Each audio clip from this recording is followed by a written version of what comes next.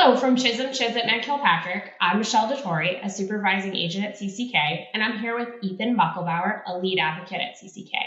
Veterans often ask whether their benefits will transfer to their families after their death. We are going to take a quick look at what happens to approved or pending claims when a veteran dies. Don't forget to give this video a like if you find it helpful. Yeah, so in general, dependents or survivors do not automatically get a veteran's benefits when they pass away. Instead, they have to actually apply directly to VA for survivor benefits. And there are a few different types of survivor benefits that VA provides. So there's burial benefits. The survivor or dependent who paid burial expenses may be entitled to reimbursement from VA for those expenses. There's Dependency and Indemnity Compensation, or DIC, which is a monthly tax-free benefit that are provided to an eligible surviving spouse, a dependent child, or a dependent parent.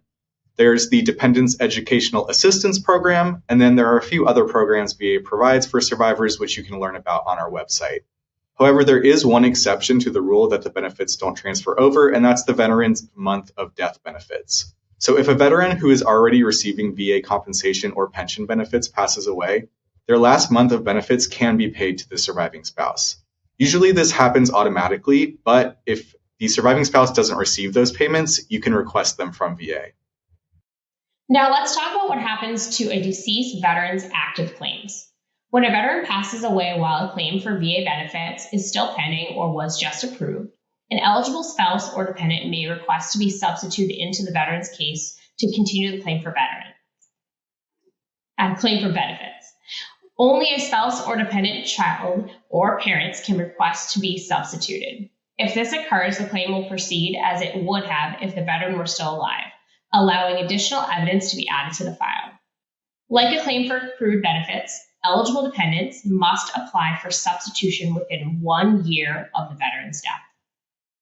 Another situation is when the veteran's claim was recently approved or was about to be approved by VA at the time of the veteran's passing, but those retroactive benefits haven't actually been paid out yet. These are also called accrued benefits. So for example, one situation may be VA already had all the evidence it needed to grant a veteran's claim at the time of the veteran's passing, but they hadn't actually issued a decision yet. Another situation might be the claim was granted and VA issued a decision granting benefits, but the veteran passed away before VA actually paid out the award. In these cases, a surviving spouse or dependent may be entitled to those accrued benefits if the claim is successful. However, it's important to note that this will only include retroactive benefits or back pay that the veteran would have received before their passing. It does not include future payments, so the dependents or survivors will not receive the regular monthly payments that the veteran would have received. So who gets accrued benefits? So there's an order of priority that they are paid. The first is the spouse. If there is no spouse, then it's the children.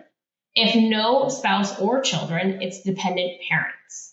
If there is no entitled living person based on the relationships outlined above, VA will reimburse the person who paid for or was responsible for the veteran's last illness and burial expenses. Keep in mind that is just for the last illness and burial expenses.